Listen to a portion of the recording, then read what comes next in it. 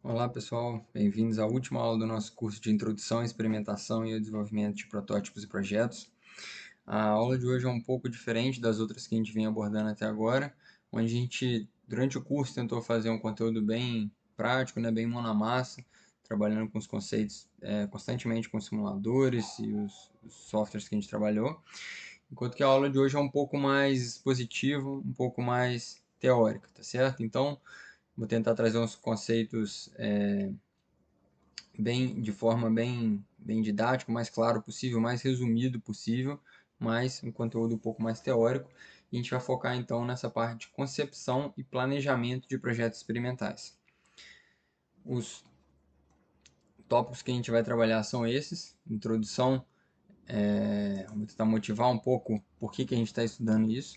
Depois a gente vai falar de dois tópicos bem importantes, que são planejamento de produto, para entender como que é o ciclo de vida de um produto. Depois essa parte de concepção de projetos experimentais, onde a gente vai falar um pouco da questão de criatividade, como que você pode tentar solucionar diferentes problemas e surgir com as ideias, né, para esses novos produtos ou novos projetos que você esteja trabalhando. A aula de hoje, esse tema que a gente está trabalhando é extremamente extenso, tá certo? Então, como a gente pode ver aqui, tem um exemplo, né, de um único livro, mas tem diversos livros que vão falar sobre esses assuntos, sobre essas áreas relacionadas a esses assuntos. Então, o que eu tentei fazer aqui, como é um tema muito extenso, a gente tem uma aula só para trabalhar, eu achei que ia ser mais interessante a gente trazer de uma forma um pouco mais estruturada em cima de um livro, tá certo? Então, esse aqui é o livro principal da bibliografia do curso, tá certo? É o principal livro da bibliografia básica. Ele está disponível tanto na biblioteca física do Cefet-MG quanto na biblioteca virtual da Pearson. Então, é o livro Projeto de Produto, do Mike Baxter. O livro foi escrito em inglês, traduzido para o português. Então, todas as figuras, as ideias que eu estou tirando daqui, que eu estou usando nesses slides, vieram desse livro. Como eu estou usando uma referência principal, eu achei que era interessante colocar ela logo no início aqui. E, gente, a primeira mensagem que eu tenho para vocês é: não faça protótipos. Então, não fiquem bravos comigo por falar isso aí na última aula do nosso curso, né? Mas, claro que estou trazendo isso aqui como uma motivação para o que a gente vai trabalhar durante a aula aí, não é bem assim. Mas por que eu estou falando isso? Bom, basicamente a gente tem que, vocês fazendo os projetos, vocês devem ter percebido que construção de protótipos demanda tempo, demanda atenção, demanda recursos, né? A gente trabalhou principalmente com simulação ou modelagem, mas se você vai construir o protótipo, a parte física do protótipo também demanda recursos, né? E também demanda integração entre diferentes pessoas de um mesmo projeto. Então, de uma forma geral, não é algo extremamente simples que você possa fazer em 5 minutos, né? E aqui nesse gráfico a gente está vendo uma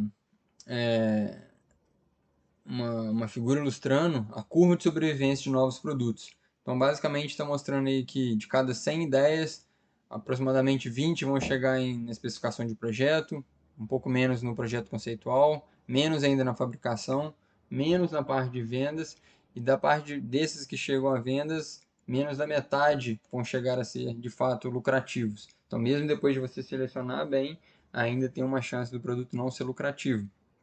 Então, quer dizer, basicamente o que esse gráfico está mostrando para a gente é que de cada 20 ideias que surgem para um novo produto, apenas uma delas vai virar um produto lucrativo no final. Então, imagina se para cada uma dessas 20 ideias você for construir um protótipo para cada um deles, tá certo? Então, acaba começando a não ficar viável desenvolver protótipos de qualidade para todas as ideias que você tem.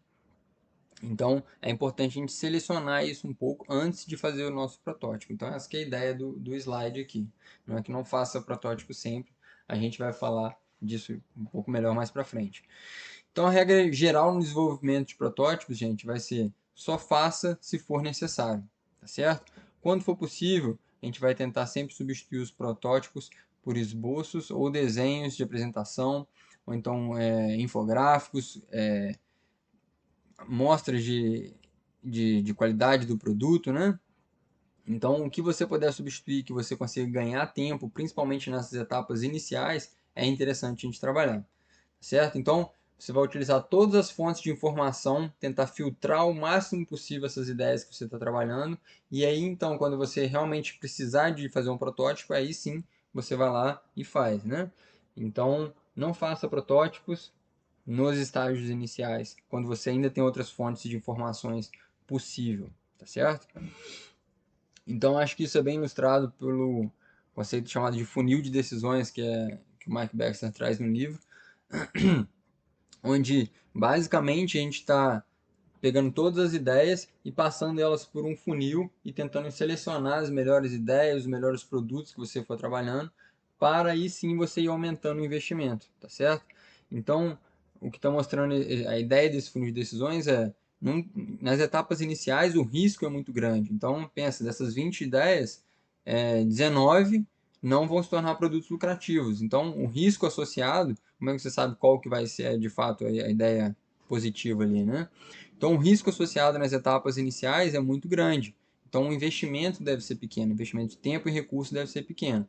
Conforme você vai caminhando nas etapas, foi selecionando as melhores ideias, aprimorando essas ideias, né? Aí sim os investimentos começam a ser maiores e você pode ter essa parte do desenvolvimento de protótipos. Então, dando um exemplo ali, né, a primeira etapa seria inovar, sim ou não. Então, uma empresa tem que pensar nisso, se realmente é a melhor estratégia para ela ou não. Determinadas empresas podem focar mais na parte de logística, na parte de marketing e não na parte de inovação em produto em si. Depois você vai ter que escolher todas as oportunidades de inovação possível. E dentro de uma determinada oportunidade de inovação, você ainda tem diversos produtos. Então vai escolher um produto específico para você tentar inovar. Dentro desse produto você pode ter diversos conceitos. Dentro desses conceitos, diversas configurações, os detalhes dessa configuração, até você chegar num novo produto que de fato vai para fabricação. Então, para deixar isso um pouco mais concreto, tem um exemplo aqui de uma pequena empresa eletrônica. Então, na primeira coluna a gente tem a decisão, a ação da empresa. Na coluna do meio é uma análise do risco, tá certo? Que está associado com cada uma das decisões que você tomar conforme você atravessa esse funil. E aqui, traduzido errado na terceira coluna, seria o gerenciamento do risco, ou seja, o que você pode fazer para mitigar o risco que você identificou aqui nessa coluna do meio, né? Então, a primeira decisão seria: a empresa vai inovar?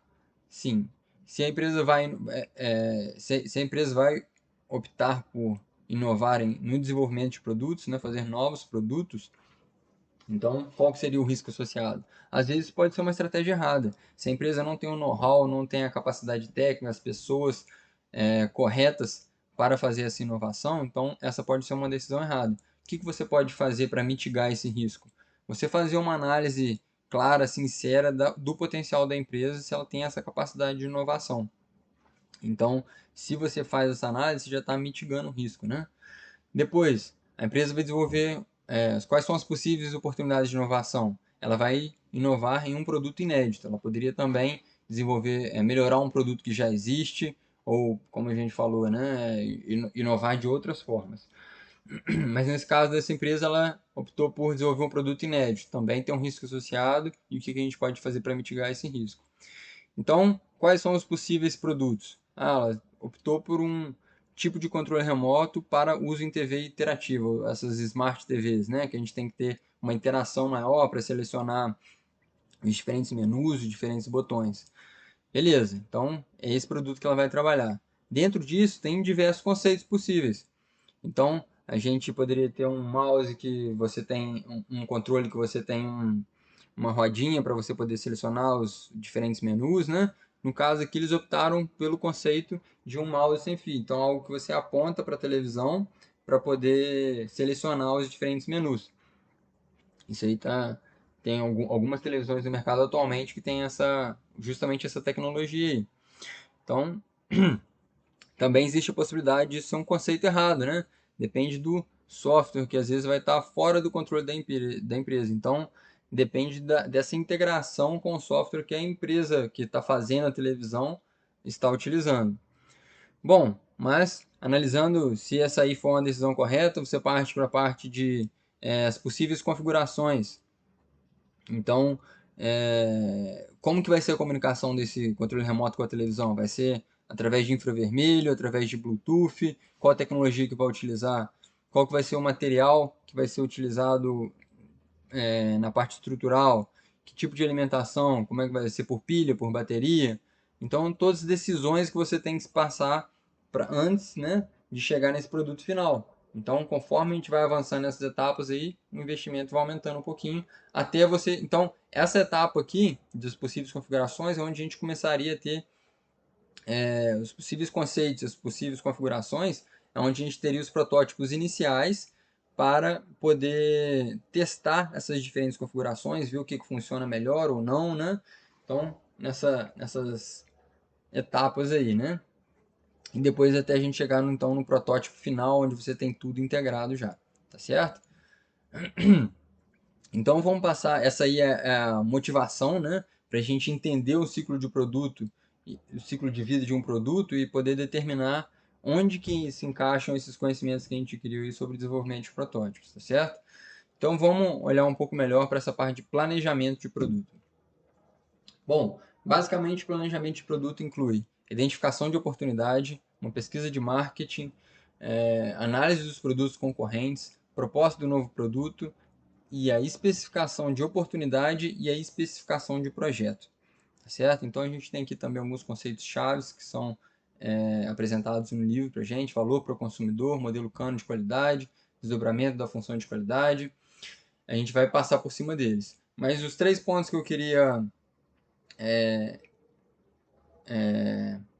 apresentar com mais cuidado aqui seria a identificação da oportunidade. Então você vê qual um produto que de fato tem uma chance maior de sucesso, tá certo? E depois seria a especificação. Então primeiro você identifica, depois você especifica em mais detalhes o que de fato é necessário, e depois seria a especificação do projeto. Então identificação da oportunidade, especificação, apresentar detalhes dessa oportunidade e depois transformar isso nos seus requisitos de projeto. Então a gente vai falar desses 3 tópicos aí, que seriam também relativos ali aos primeiros 3 tópicos dos conceitos chaves do planejamento de produto, tá certo? Então, gente, a primeira coisa que a gente poderia falar, né, é sobre essa identificação de oportunidade. A gente pode ver o que a gente está buscando, o que traz valor para o consumidor, tá certo? Então, lembra daquela figura que a gente viu no primeiro slide sobre de cada 100 ideias, 5 se tornam produtos lucrativos? Então, tem um estudo que foi feito. Entre esses 5 produtos, o que eles têm de comum em relação aos outros produtos que falharam, né?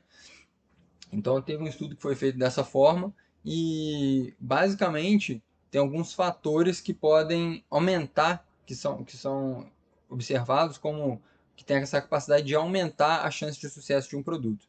Então, o primeiro deles seria uma forte orientação para o mercado. Então, você não ter um produto, às vezes como designer, como engenheiro, você acaba se envolvendo em produtos que você acha interessante por um motivo ou por outro, uma tecnologia nova, mas que às vezes o valor agregado daquilo para o consumidor não vai ser tão alto. Então, é muito importante na hora de desenvolver um produto você ter realmente buscar benefícios que sejam significativos. Então, não só algo que seja um pouco melhor do que um produto que já existe, mas algo que vai trazer um valor significativo para o consumidor, tá certo? Uma outra questão seria um planejamento e especificação pré. Então, o primeiro fator aumenta em 5 vezes a chance de sucesso de um produto, né? Depois seria um planejamento e especificação prévia, aumentando em 3 vezes a chance de sucesso de um produto. Ou seja, antes de avançar demais naquele funil de decisões, você ter exatamente especificado o que o produto tem que atingir, quais são as especificações de projetos, detalhes técnicos desse projeto e especificando isso, detalhando isso cada vez mais conforme você avança no funil de decisões, antes de você entrar na etapa de produção, de fato, né, na etapa no desenvolvimento mais agudo desse produto. E depois fatores internos da empresa. Então, de fato, não adianta você ter um produto excelente se ninguém está sabendo desse produto. Então, é importante também ter um marketing forte por trás do seu produto e uma cooperação entre a área de marketing e a área técnica, o setor de engenharia, né, onde você, por um lado, está expondo as melhores características do seu produto, mas por outro lado, você também, o setor de marketing também não está contando nenhuma mentira. Você está de fato mostrando o que aquele produto é capaz de fazer. Então, esse aí seria essa parte de identificação das oportunidades, né? Então, você está buscando quais são essas ideias que vão ter, por exemplo, essa forte orientação para o mercado. Depois disso, a gente tem que buscar essa especificação. Então, buscar quais são as características que um produto tem que ter de fato para que isso agrade o consumidor, para que isso chame a atenção do consumidor, né? Então, a gente tem essa ferramenta que é o modelo Kano de qualidade, tá certo? A gente pode olhar aqui para uma ideia simples, né? Então, a primeira ideia que a gente pode ter, como na esquerda aqui, um modelo simples de qualidade, onde você pode pensar aqui, quanto mais características, mais benefícios o seu produto tiver, maior é a satisfação do consumidor. No entanto, olhando para a figura B ali, a gente pode observar que não é exatamente assim, né? A gente tem algumas características que são consideradas essenciais pelo consumidor e abaixo disso você simplesmente tem um consumidor insatisfeito. Então a gente precisa de ter pelo menos essas características e depois ir aumentando. Isso aí já seria um modelo mais realista. No entanto, de acordo com o nosso modelo Kano de qualidade, a gente observa que, na verdade, a gente pode falar em três tipos diferentes de características ou desses benefícios de um determinado produto, tá certo? Primeiro, a gente tem as características que seriam chamadas expectativas básicas de qualidade. Então, essas aí são características que elas não aumentam a satisfação do consumidor propriamente. Você ter essas características no seu produto, elas são basicamente esperadas.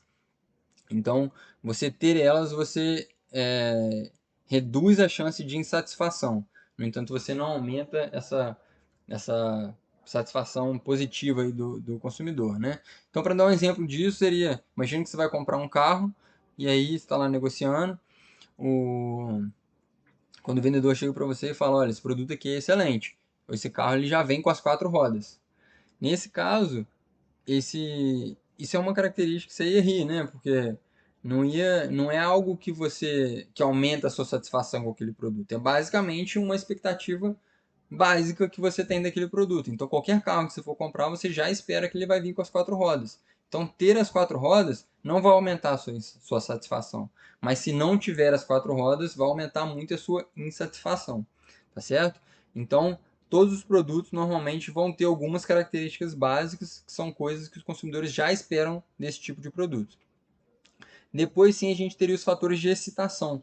Então, são fatores que diferenciam um determinado produto de um outro, que agregam qualidade, agregam valor a um determinado produto. Então, a gente pode pensar, por exemplo, num sensor de ré num carro, né? A gente fez o projeto, um dos trabalhos com o Arduino, era justamente para um sensor de ré, então algo que te ajuda a manobrar o veículo com mais segurança na hora de estacionar, por exemplo, né? Então, é uma característica que pode diferenciar um determinado modelo de outro. Então, hoje em dia já está ficando mais comum, né? Mas são coisas que agregam valor ao seu produto. Então, você tem um sensor de ré, um painel LCD no carro, um rádio Bluetooth para você poder controlar a música pelo celular, né? Então, são fatores que aumentam a satisfação do consumidor, tá certo? Então são chamados fatores de excitação. E por último, a gente teria os nossos, as nossas, a nossa curva de performance. Então tem algumas características que elas estão comuns em todos os produtos, tá certo? Mas você pode ter uma diferença de performance. Então pensa, por exemplo, no motor de um carro, né? Então qualquer carro que você for comprar vai ter um motor. No entanto, a performance pode variar muito. E aí sim a gente tem essa resposta mais ou menos linear, né? Então quanto melhor a performance, melhor a expectativa do consumidor, melhor a satisfação do consumidor, tá certo? Então, quando a gente vai fazer essa especificação da oportunidade, a gente tem que levar em conta todos esses três tipos de características para você poder selecionar quais características devem estar presentes no seu produto, tá certo? Buscando essa ideia aí, o que é o mínimo que eu tenho que ter, o que eu posso agregar de diferencial do meu produto e o que eu posso levar em conta de performance para poder melhorar o valor percebido do meu produto, né? E claro, sempre balanceando isso aí com o custo do produto que você está oferecendo. Depois que a gente tem essa especificação da oportunidade, ou seja, você escolheu quais são as características, né? O que é de fato importante para o consumidor. Depois dessa parte, é importante você transferir isso para requisitos técnicos do projeto. Então você sabe o que o consumidor quer ter, no entanto, você precisa de saber o que tem que ser fabricado de fato. Então, isso aí pode variar desde um produto complexo, como um carro, né, até um produto extremamente simples, como um PCB de papel, como a gente está vendo aqui na figura. Então, repara, aqui a gente tem as necessidades do consumidor, né? O que o consumidor está buscando nesse tipo de produto, tá certo? As características ali seriam facilidade de penetrar quando você vai furar, né, o papel ou pregar alguma coisa. Depois seria esse pino, ou seja, essa parte aqui de baixo que não dobra ou que não se quebra. Isso aí é buscado pelos consumidores. Você pode obter essas características com uma pesquisa de mercado ou interação com um grupo de teste, né? E depois o baixo preço. Então, nesse produto extremamente simples aqui, essas aqui são as principais características que os consumidores estão buscando. No entanto, como que você transforma isso nos seus requisitos de projeto, né? Então, o seu time de engenharia lá, na hora que você vai fazer um novo PCB de papel, ele não quer saber se a facilidade de penetrar é boa ou pequena, né? Ele precisa saber qual que é o diâmetro da cabeça, qual que é o diâmetro do pino, a solidez da junção, então quanto de material que você vai utilizar aqui na junção do pino com a cabeça, e quão afiada é essa a ponta do pino, tá certo? E esses são os requisitos que você precisa, que o seu time de engenharia precisa de ter. Então, para a gente poder fazer esse mapeamento, a gente pode usar uma matriz como essa, né, de conversão, onde a gente vai olhar as características e ver como que elas se correlacionam com cada uma desses requisitos técnicos de projeto. Então, por exemplo, a facilidade de penetrar, ela não está diretamente relacionada com a solidez. Então, a facilidade com que esse PCV vai entrar no papel não está diretamente relacionada a essa quanto de material que você está utilizando para juntar o pino na cabeça. Mas ela está muito relacionada, positivamente relacionada, com quão afiado é a ponta do pino, tá certo? E ela também pode estar um pouquinho relacionada com o diâmetro da cabeça, né? Porque dependendo se esse diâmetro for maior, você consegue exercer um pouco mais de força ali, ter um pouco mais de estabilidade na hora de tentar furar. Por outro lado, o diâmetro do pino se aumenta, isso aí pode levar a uma dificuldade dessa penetração do percevejo, tá certo? Então a gente pode ter também uma correlação negativa. Então a gente pode utilizar esse tipo de matriz de correlação aqui para analisar, olha, se eu quero obter essas características, o que eu tenho que modificar no meu produto para eu conseguir entregar essas vantagens para o meu consumidor, tá certo? Então essa matriz de conversão aqui é uma ferramenta útil nessa etapa do projeto aí. E uma possibilidade é você fazer isso não só para o seu produto, mas também fazer essa mesma análise para produtos concorrentes. Então, você pega por exemplo,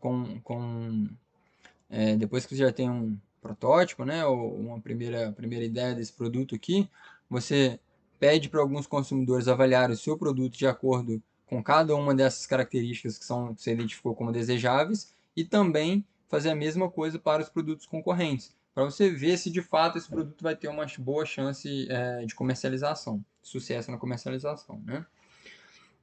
E a mesma coisa pode ser feita também com os requisitos técnicos de projeto, e aqui seria pela área de engenharia, né, quem está desenvolvendo o produto. Então, gente, a gente já começou a entrar nessa parte, né, quando você tem a especificação aí das características, do que tem que ser desenvolvido, onde a gente entra nessa parte, então, de faça os protótipos, tá certo? Então, a gente viu lá nos primeiros slides, né, que as apostas devem ser baixas quando os riscos são altos e altas quando os riscos são baixos. Então, a gente falou, não faça protótipos no início, né? Porque lá de fato o risco era muito alto. Então as apostas têm que ser baixas e fazer um protótipo demanda tempo, demanda dinheiro. No entanto, conforme você for avançando ali no seu funil, você já está selecionando as melhores ideias, vai estar chegando próximo dessa etapa de produção, aí sim você vai fazer esses protótipos. Mas a gente vai ver que dentro dos protótipos a gente pode ter diversas etapas também. Então, os protótipos devem ser simples e baratos nos estágios iniciais. Conforme você vai avançando, você vai fazendo protótipos mais complexos, tá certo? A cada etapa do projeto, a gente vai ter então o nosso protótipo com a menor complexidade possível para você testar uma ideia específica. Então, falando lá do nosso controle remoto para televisão, né? Você pode fazer um protótipo inicial para testar só se aquilo ali tem uma ergonomia boa, se está interessante, se você consegue segurar aquilo, se não está, o formato não está ruim de segurar. Depois você pode ter um protótipo funcional, onde você está testando só a conexão com a televisão, se está funcionando ou não. Então sempre tentar fazer o mais básico possível para testar uma ideia, tá certo? Se você faz desde o início um protótipo muito detalhado, então você vai começar a trazer atenção para os detalhes, ao invés de trazer atenção para a ideia que você quer testar de fato. Então, imagine que você quer testar só essa conexão com a televisão para ver se essa questão de apontar para a TV funciona bem ou não. No entanto, você faz um projeto já bem próximo do acabado, né? E aí ele é cheio de detalhes, já está numa cor, num material sendo utilizado. A pessoa que vai testar esse protótipo, ao invés dela se atentar à funcionalidade, aquilo que realmente você quer testar, ela vai começar a prestar atenção em, pô, mas o peso está estranho, né? Tem uma pontinha aqui que está machucando a mão. Ah, mas tem essa cor não está muito bonita. Será que não tem como a gente fazer uma cor melhor? Será que não tem como fazer uma forma diferente, assim, assado? Então, você acaba desviando a atenção da ideia que você quer de fato testar. Então, sempre a gente trabalhar com os protótipos com a menor complexidade necessária, tá certo? Conforme o projeto for avançando, então você vai criando protótipos mais elaborados e aí você pode ser utilizado para teste de integração, teste de usabilidade, etc, tá certo? Um outro ponto importante aqui de protótipos é a gente tentar fazer o descarte rápido de ideias ruins, né? Então, se você chegou a um determinado ponto e viu que um determinado conceito não vai funcionar bem, o melhor a fazer é descartar essa ideia enquanto você ainda não investiu tempo demais. Então, por isso também essa questão de fazer protótipos simples no início, para você ir testando sempre a viabilidade a cada etapa do seu projeto. Então, vamos falar aí dessas etapas de protótipos, né? A gente pode passar dentro de um projeto, desde a etapa de projeto conceitual até a configuração do projeto e o projeto detalhado, tá certo? Então, em cada uma dessas etapas aqui, a gente vai buscar princípios do projeto, construção do protótipo e especificação completa do produto, né? O que você está buscando com as suas especificações aqui em cada um desses níveis? No primeiro, só algo para definir a oportunidade do projeto. Se você está fazendo um projeto conceitual, você está simplesmente tentando definir o que você quer atingir. Depois, na configuração do projeto, a gente já pode ter esses protótipos iniciais. Então vai ser suficiente para você ver se de fato aquilo ali atende à oportunidade que você acabou de especificar. E aí depois a gente vai avançando até ter os protótipos e a especificação completa do produto para você poder de fato entrar com a fabricação, né? A gente tem as etapas dos protótipos e dentro de cada uma dessas etapas a gente pode ter tipos de protótipos diferentes, né? Então a gente pode ter por exemplo, voltando no exemplo do nosso controle remoto para televisão, né? Você pode ter, primeiro, só uma representação estrutural. Então, você está preocupado só em fazer o formato do controle remoto, o peso, o material, identificando esses aspectos.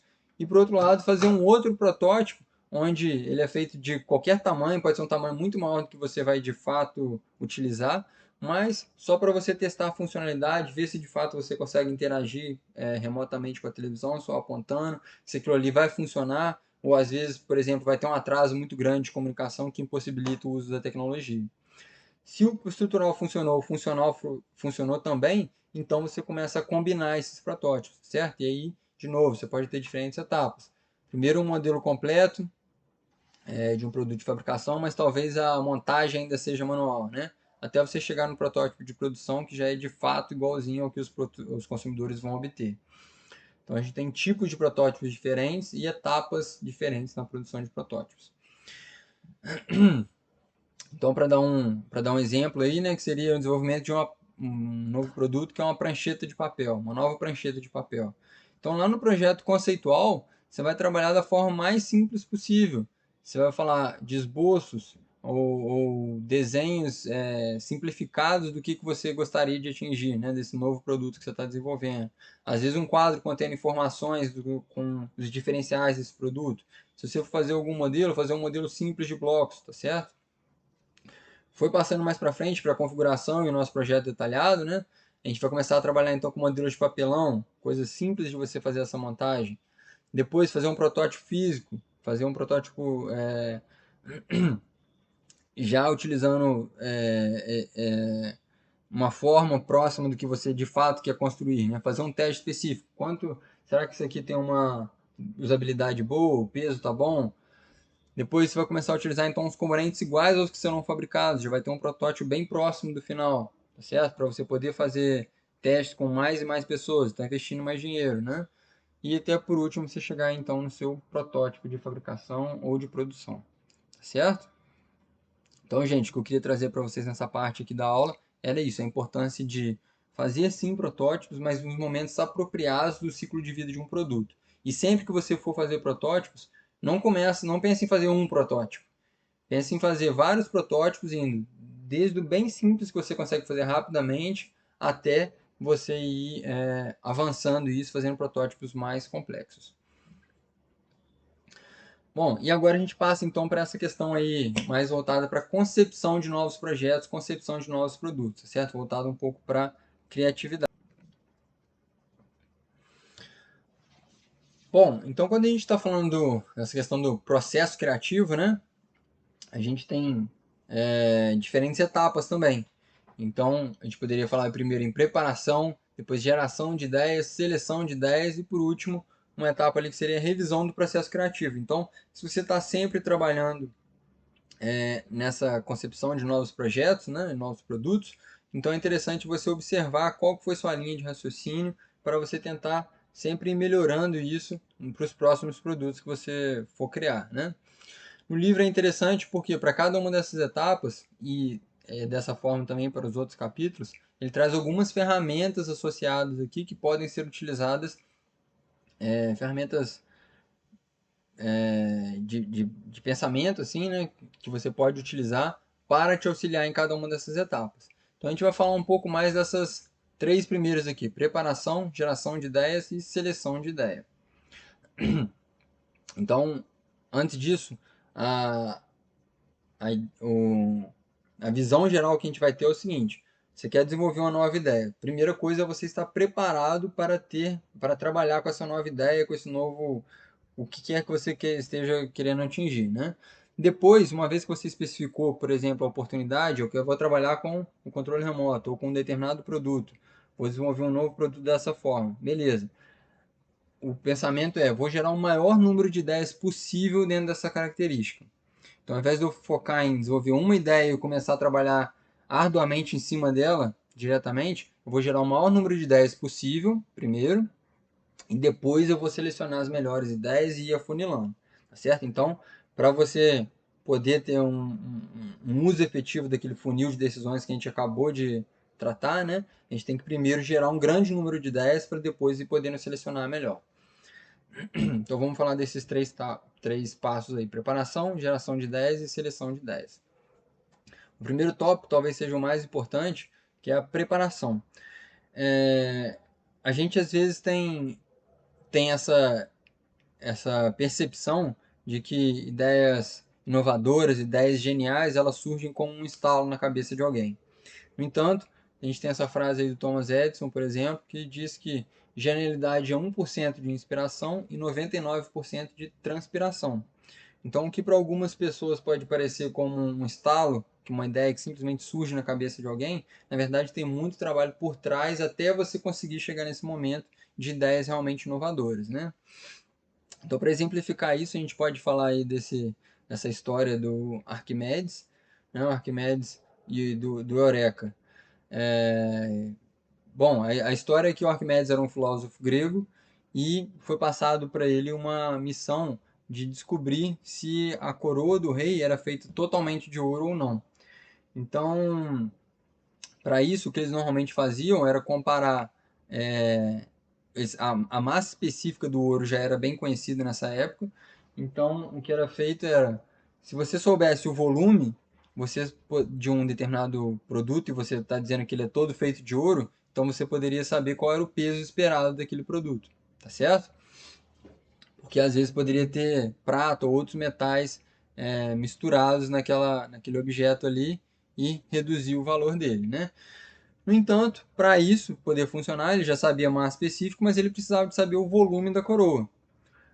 A forma que eles tinham normalmente para saber o volume de um projeto era você derretia aquilo e colocava dentro de um molde ou de algo que você conseguisse medir o volume facilmente. Então, de uma forma cilíndrica, um cubo, algo que você conseguisse saber o volume depois que ele está líquido, né? No entanto, Arquimedes não podia fazer isso com a coroa, porque senão ele estragava todo aquele produto. Então, como é que ele poderia saber se ele era feito totalmente de ouro ou não?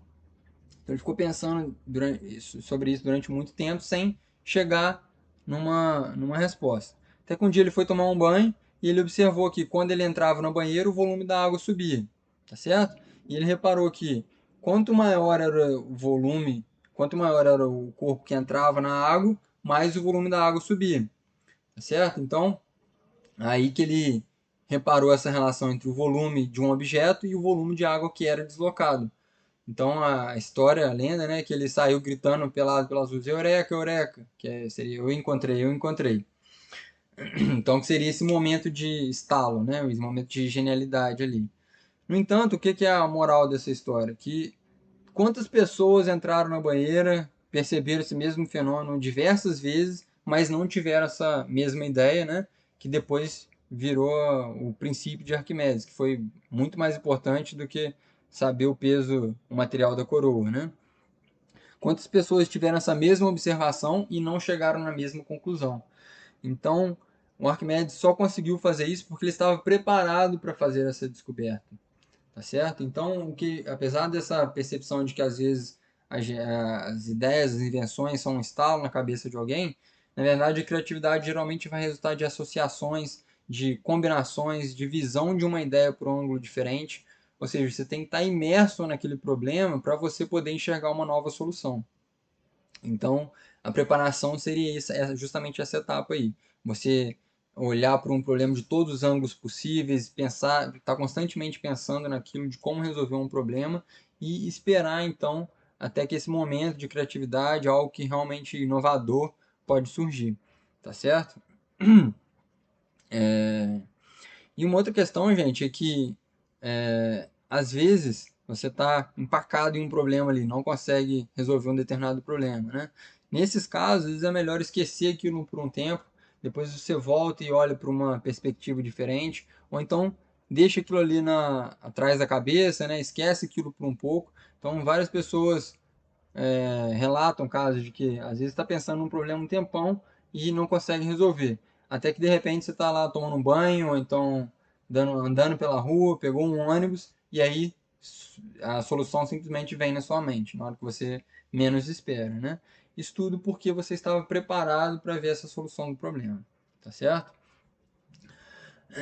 Então essa aí é a visão geral que a gente tem desse ponto de vista de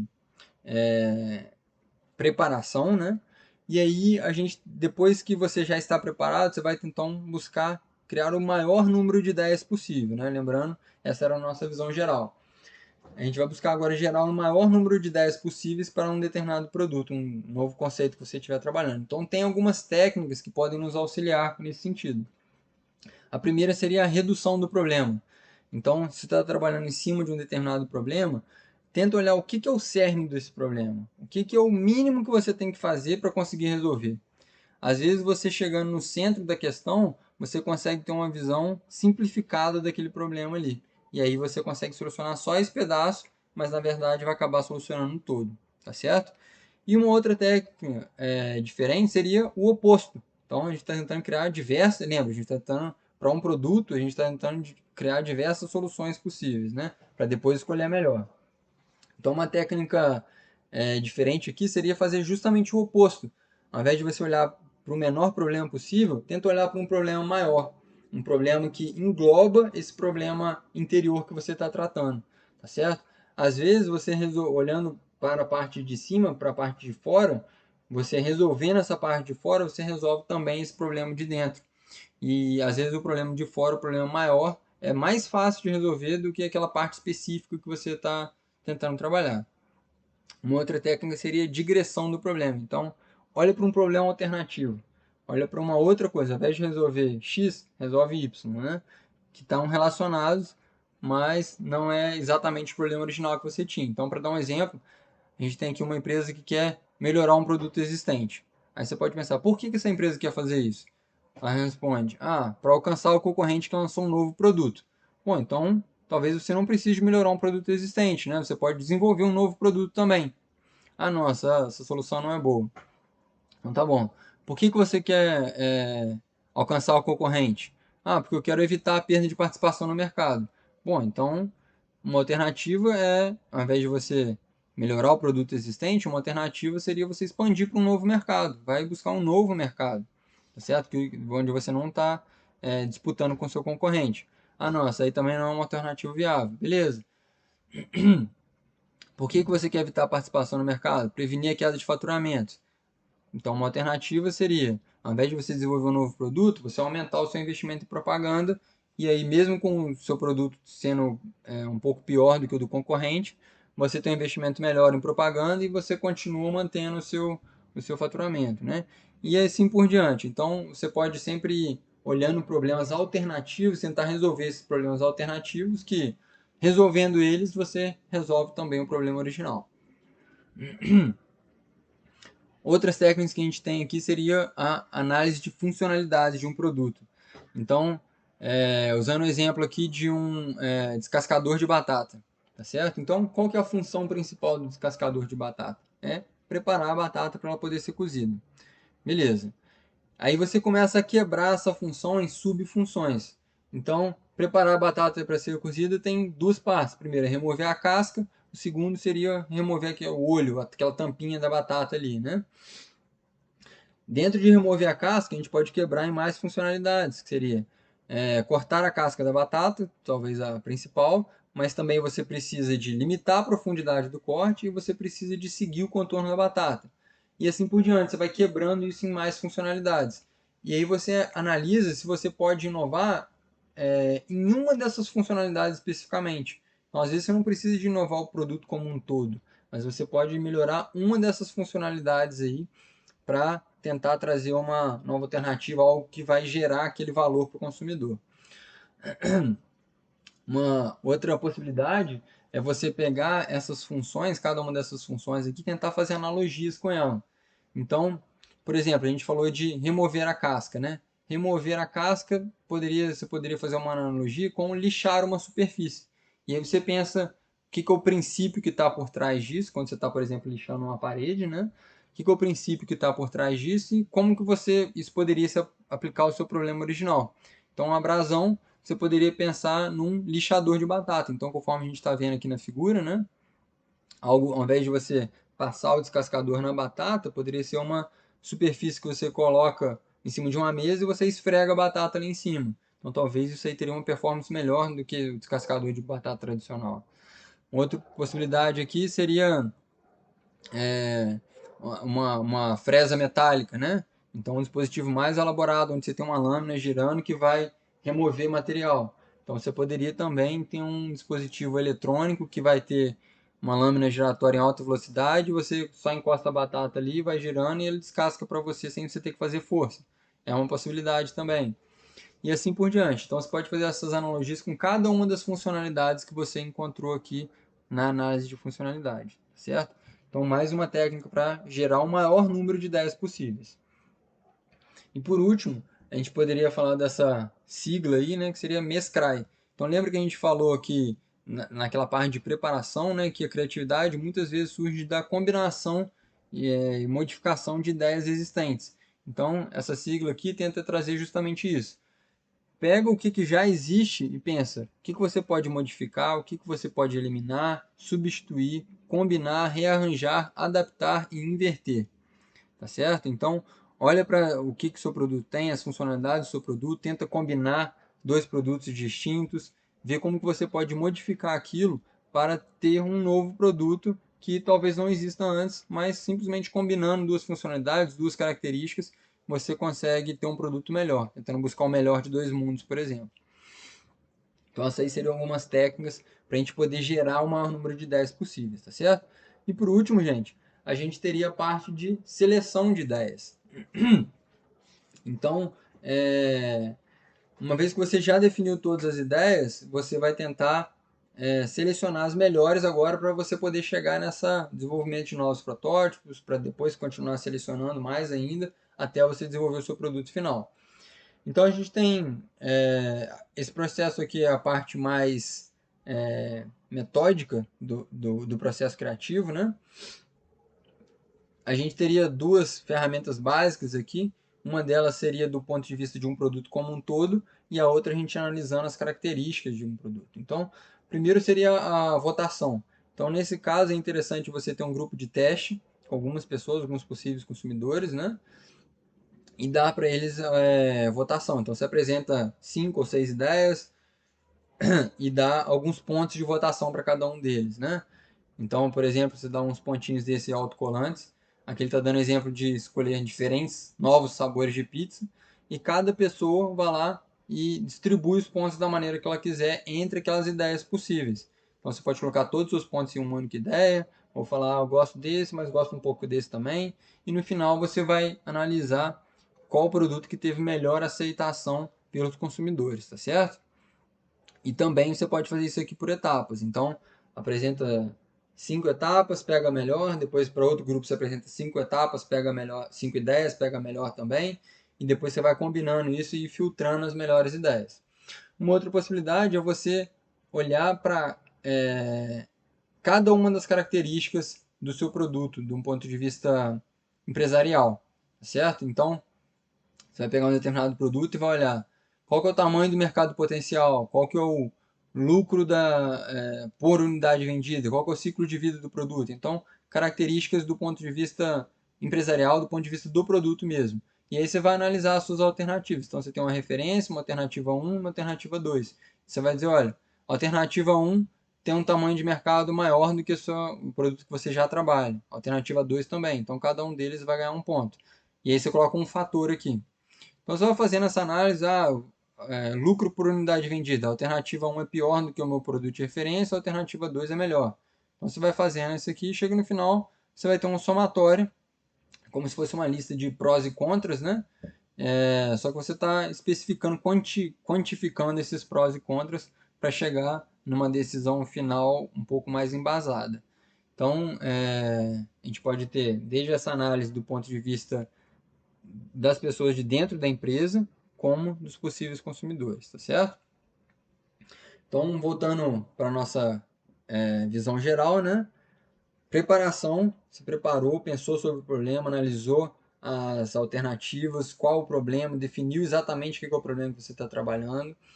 Está preparado para trabalhar com isso? Então, você vai gerar o maior número de ideias possíveis. A gente viu algumas técnicas aqui para estimular a criatividade, né? Depois que você gerou o maior número de ideias possíveis, você vai então selecionar a melhor, tá certo? E aí a gente tem algumas ferramentas aqui também. E era isso aí que eu tinha para a aula de hoje e para poder encerrar o nosso curso, tá certo? Muito obrigado a todos, um abraço e até a próxima. Valeu!